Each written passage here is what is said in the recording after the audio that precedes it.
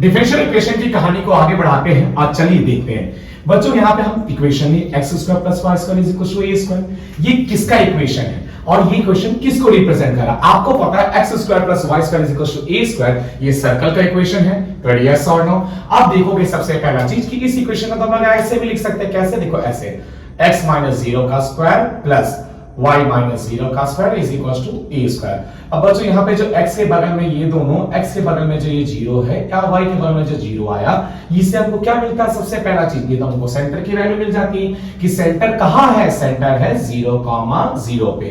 Clear? क्योंकि आप जानते हैं सबसे पहला चीज, अगर कोई सर्कल है जिसका सेंटर मान लीजिए a, b पे है, तो उसका इक्वेशन कैसे लिखते हैं? x माइनस a का square plus y minus b का square is equal to r square. तो यस और नो, ये बात तो आप जानते हो। और यहाँ पे हम भी बिल्कुल उसको इसी फॉर्म में लिख दिए, कैसे? x माइनस 0 का स्क्वायर प्लस y माइनस 0 का स्क्वायर ए स्क्वायर। इसको तो ऐसा लिखा जा सकता है। इसका मतलब a की जगह पे आया 0, b की जगह पे आया 0, इसका मतलब ऑरिजिन कहां है? 0,0 पे। अब आई होप कि ये बात आप देख चुके हो। अब थोड़ा सा चलते हैं अपने काम की चीजों पे, अब बढ़ते हैं आगे, अब करते हैं अपना काम। यानी बच्चा ये जो इक्वेशन ये किसको रिप्रेजेंट कर रहा? ये आपको रिप्रेजेंट कर रहा है फैमिली ऑफ, कौन सा बात करें? Concentric circle, concentric circles. जी हाँ, जिसका ऑरिजिन कहां है, या फिर ऑरिजिन बोलना गलत लगेगा, सेंटर्ड एट। क्या बोलेंगे सबसे पहला चीज? Centred eight. सेंटर कहां है बच्चा? 0,0 पे। बहुत अच्छा, बहुत बढ़िया। अब एक काम करो, ये आपके x square plus y square is equal to a square equation दिया हुआ है। अब क्या करो ना, इस इक्वेशन को डिफरेंशिएट कर दो। तो पता है एक्स स्क्वायर का डिफरेंशिएशन क्या आ जाएगा? 2x, अगर बात करें dx, यहाँ पे सबसे पहले 2x आ जाएगा और क्या जाएगा? 2x dx। बहुत अच्छा, बहुत बढ़िया। y स्क्वायर का डिफरेंशिएशन कितना आ जाएगा? 2y dy। Okay, is equal to यहाँ पे कितना? a स्क्वायर तो कांस्टेंट टर्म, अब कांस्टेंट टर्म का डिफरेंशिएशन कितना हो गया? 0। बहुत अच्छा, बहुत बढ़िया।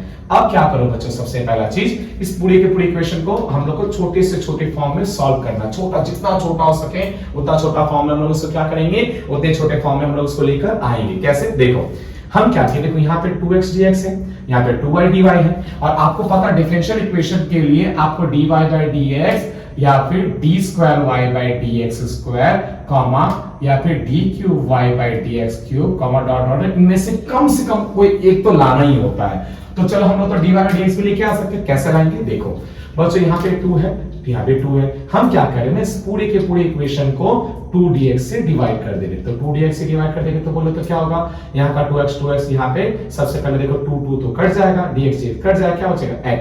ओके, प्लस इसके लिए देखो 2 कट गया, यहाँ पे क्या बच गया? सबसे पहला चीज y, और ये क्या बच गया आपका? dy by dx is equal to 0।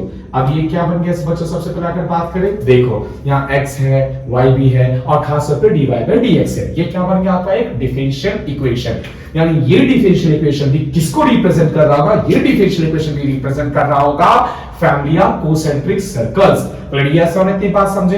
अब कोई आपको बोले कि अच्छा ठीक है, ये रहा डिफरेंशियल इक्वेशन, इस डिफरेंशियल इक्वेशन से आप जो इक्वेशन है, जो इक्वेशन रिप्रेजेंट कर रहा है फैमिली ऑफ सर्कल को, उस इक्वेशन को बताइए। तो हम लोग को करना क्या है?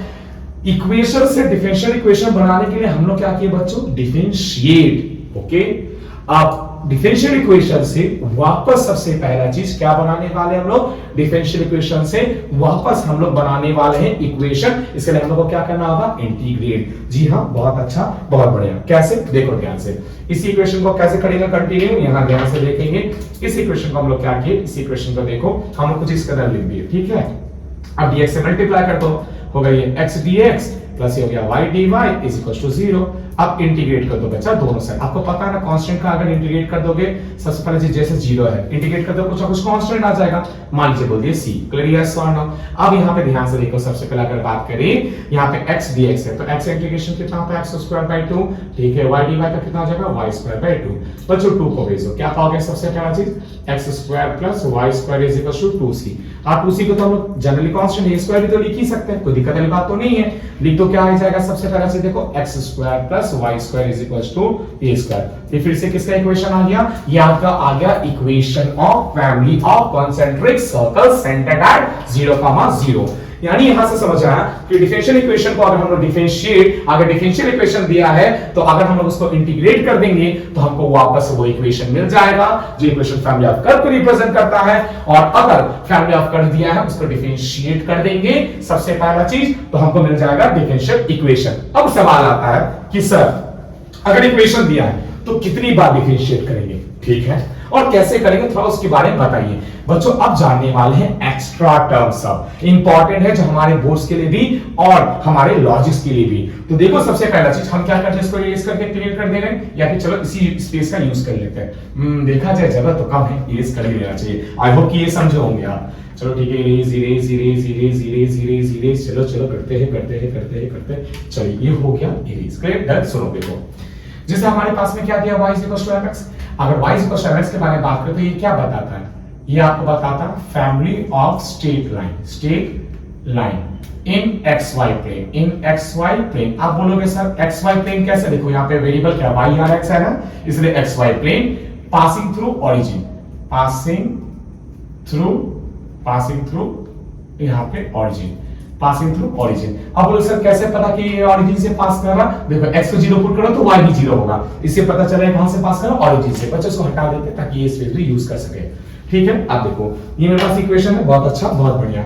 हम इसको क्या करें, सबसे पहला चीज ये जो मेरा y = mx है इसको डिफरेंशिएट कर दे। क्या जाएगा बताओ तो, dy/dx, इधर कितना बचेगा m। कोई दिक्कत या कोई परेशानी नहीं ना, बहुत अच्छा बहुत बढ़िया, कर दी बात समझे। आप देखो dy/dx = m, बहुत अच्छा बहुत बढ़िया, क्लियर। अब चलो यहाँ पे ध्यान से देखो कि बच्चा y = mx हम लोग को दिया हुआ था, ठीक है, y = mx दिया था, उसको डिफरेंशिएट किए, कितना है, पहली बार डिफरेंशिएट किए, dy/dx = m आया, बहुत अच्छा बहुत बढ़िया, ठीक है। एक तरह से देखा जाए तो मेरा ये इस फॉर्म में आ गया, ठीक है। अब क्या हम इस फॉर्म से ये वाला जो ऊपर वाला फॉर्म है वापस जा सकते हैं, बेशक जा सकते हैं। कैसे, देखो अब हम क्या करेंगे, यहाँ पे हम यहाँ पे dy को रहने दिए, dx को उधर भेज देंगे तो हो गया ये m dx। अब दोनों साइड कर देंगे इंटीग्रेशन, तो dy का तो हो गया y, m तो बाहर निकल जाएगा, dx से कितना गया x प्लस कांस्टेंट टर्म आ गया c। क्या गया मेरा y = mx + c, और y = mx + c क्या रिप्रेजेंट करता है, ये रिप्रेजेंट करता है family of straight lines, okay, passing यहां इन xy प्लेन। पासिंग इन सबसे पहला चीज बात करें, या पासिंग खराब लगेगा बोला, सीधा ऐसे बोल सकते हैं इन xy प्लेन। क्या बोलेंगे सबसे पहला चीज, इन xy प्लेन। इन क्या बोलेंगे सबसे पहला चीज, xy प्लेन। अब एक बात बताओ, क्या ये इक्वेशन और ये इक्वेशन सेम है? ये आया family of straight line passing in xy plane, और ये कौन सा है, ये है फैमिली ऑफ वो स्ट्रेट लाइन जो xy प्लेन में तो पास हो रहे, पर कहां से, xy प्लेन में तो है पर कहां से पास हो रहे, ओरिजिन से पास हो रहे। कहां से पास हो रहे हैं, ओरिजिन से पास हो रहे हैं। यानी ये जो आया दोनों सेम नहीं है, ये दोनों के दोनों सेम नहीं है। इसका मतलब क्या समझा, सर अभी तो आपने सिखाया था कि अगर कोई डिफरेंशियल इक्वेशन दिया हुआ है, अगर सबसे पहला चीज तो उसको अगर हम इंटीग्रेट करेंगे तो हमको वही फैमिली ऑफ कर्व मिल जाएगा, और अगर फैमिली ऑफ कर्व दिया हुआ है तो फैमिली ऑफ कर्व को डिफरेंशिएट करेंगे तो डिफरेंशियल इक्वेशन मिल जाएगा। तो ये बात क्या गलत है? नहीं बच्चों, ये बात गलत नहीं पर अधूरी है। क्या अधूरी है, ध्यान से समझेंगे, जानेंगे, सीखेंगे। देखो सबसे पहले अगर हम बात करें तो आपके पास में क्या था, यहां ध्यान से देखिएगा कि अभी हम इससे पहले एग्जांपल लेते कि x² + y² = a²। क्लियर? अब बताओ वेरिएबल्स कौन है, x है y है, और सबसे पहला चीज अगर हम बात करें कि कौन डिसाइड कर रहा है, सबसे पहला चीज कि ये सर्कल कैसा सर्कल बनेगा, तो डिसाइड करने वाला कौन था, a, ठीक है। जब हम इसको सबसे पहली बार डिफरेंशिएट किए तो ये हो गया 2x dx + 2y dy, और ये जो था मेरा जो डिसाइडिंग टर्म था वो सीधे 0 हो गया। यानी पहली बार डिफरेंशिएट किए उसी में क्या हो गया, 0 हो गया। पर इसमें देखो, इसमें मेरे पास कौन सा था, y = mx, ठीक है। m की अलग अलग वैल्यू के लिए y = mx मेरे को अलग अलग स्ट्रेट लाइन जो ओरिजिन से पास कर रहा वो देगा। इतना तो मानते हो, सबसे पहला चीज इतना तो जानते हो हम, यस और नो। अब यहाँ पे ध्यान से देखो, यानी कि यहाँ पे कौन है जो फैमिली ऑफ स्ट्रेट लाइन जो xy प्लेन में है पास कर ओरिजिन से, डिसाइड करे कि ये लाइन अलग वाली लाइन होगी, ये अलग वाली लाइन होगी, वो है बच्चा यहाँ पे m। यही जो पैरामीटर है, क्या बच्चा बात करें सबसे पहला चीज, यही जो पैरामीटर है, यही पैरामीटर डिसाइड कर रहा है कि लाइन कौन सी वाली होगी, लाइन कौन सी वाली होगी। तो अब समझ में आया। अच्छा, तो कोई भी इक्वेशन दिया होगा, उस इक्वेशन में कुछ ना कुछ होगा पैरामीटर जो डिसाइड करता है कि वो कौन, फैमिली में से वो कौन सा मेंबर है। जी हाँ, तो यहां तो y mx है, इससे पहले वाले x का प्लस y स्क्वायर में तो a था। पर सर जैसे हम यहां डिफरेंशिएट किए तो ये तो तुरंत गायब हो गया, तुरंत जीरो हो गया, पर यहां पे ये डिफरेंशिएट करने पे जीरो हुआ नहीं, यानी यही कुछ मोस्ट इंपॉर्टेंट टर्म है। जी हां बच्चों, यही मोस्ट इंपॉर्टेंट टर्म है। इसी को अब थोड़ा सा इस बात को ध्यान में रखें, एक और चीज देखते हैं कैसे। देखो ध्यान से देखना, यहां पे ध्यान से समझिएगा और जानिएगा। सबसे पहला चीज जो हम आपको बताना चाह रहे हैं, कैसे देखो बच्चों, इस इक्वेशन को दोबारा से यहां लिख रहे हैं, ठीक है। क्या लिख रहे हैं, देखो क्या लिखे हम यहां पे। सबसे पहला चीज y is equal to mx, ठीक है। इसको हम कुछ ऐसा लिख देते हैं, y by x is equal to m। Okay ना, कोई प्रॉब्लम नहीं ना। अब क्या करो, अब इसको डिफरेंशिएट करो। तो बताओ ऊपर भी वेरिएबल नीचे भी वेरिएबल, कौन सा डिफरेंशिएशन लगेगा, u बाय v वाला। तो u बाय v वाला तो आप लोग सबके सब जानते हो, m का डिफरेंशिएशन तो जीरो हो जाएगा। इसका u बाय v वाला करो तो क्या होता था, v का स्क्वायर यानी x का स्क्वायर। फिर आप x को रखोगे तो इसका डिफरेंशिएट करोगे, y को तो हो जाएगा dy माइनस, उसके बाद आप क्या करोगे, आप y को रखोगे और x को करोगे, कितना हो गया dx। फिर इतनी बात समझे। अब ये एक तरह से आपका एक बार इक्वेशन का फॉर्म आ गया। बहुत अच्छा, बहुत बढ़िया, ठीक है। ये भी एक इक्वेशन का फॉर्म आ गया, ठीक है। अब सर कैसे इक्वेशन का फॉर्म आ गया, कैसे नहीं आया, देखो उसको तो आप ऐसे भी लिख सकते हो ना। कैसे लिख सकते हो, देखो तो x dy, ठीक है, नीचे क्या है x स्क्वायर अलग कर दिए, माइनस y dx, नीचे क्या किए x स्क्वायर रहने दिए, इज इक्वल टू 0। तो ये सम देखोगे तो किस फॉर्म में रिड्यूस हो जाएगा, 1/x, यहां मेरा dy है, माइनस y dx, यहां पे क्या सबसे पहले x square is equal to 0।